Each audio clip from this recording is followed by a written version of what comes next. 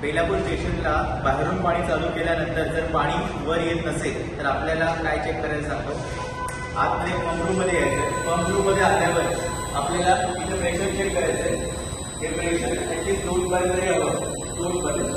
आणि जर हे प्रेशर 2 पर्यंत असेल तर आपल्याला हेड चेक करायचं, ती टाकी भरताना त्याला प्रायमरी रॅक म्हणतात. आणि हे चेक करण्यासाठी हा जो वॉल आहे, हा वॉल आपल्याला पुढे असं करायचं. ते पाणी बाहेर येईल तशा प्रकारे पाणी बाहेर आलं. ओके, तर अशा प्रकारे आपल्याला चेक करायचं की प्रायमरी रॅक भरली आहे का. तर प्रायमरी रॅक भरली आहे याचा अर्थ पाणी वर आलं पाहिजे. आणि याच्या केस सुद्धा पाणी वर येत नसेल तर आपल्याला कुठल्या गोष्टी चेक करायचे ते म्हणजे सक्शन लाईन चेक करायची. सक्शन लाईन चेक करताना सगळ्यात पहिलं इथे बघायचं आहे की 2 मोड्स आपल्या ऑटोमध्येच पाहिजे. जर ऑटोमध्ये नसतील तर आपल्याला ह्याला ऑफ करायचं आणि सक्शन लाईन चेक करायचे.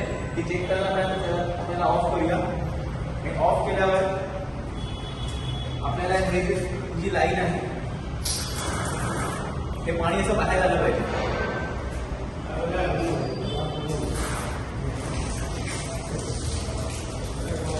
अशा प्रकारे पाणी बाहेर आलं पाहिजे. म्हणजे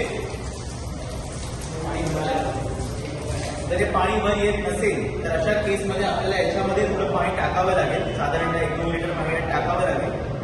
1 किंवा त्याला बकेट पाणी टाकावं लागेल. आणि पाणी जसं फ्लो चालू होईल म्हणजे हे पाणी भरलं ते कशासाठी, त्यात एअर पकडला तर तो एअर जाण्यासाठी.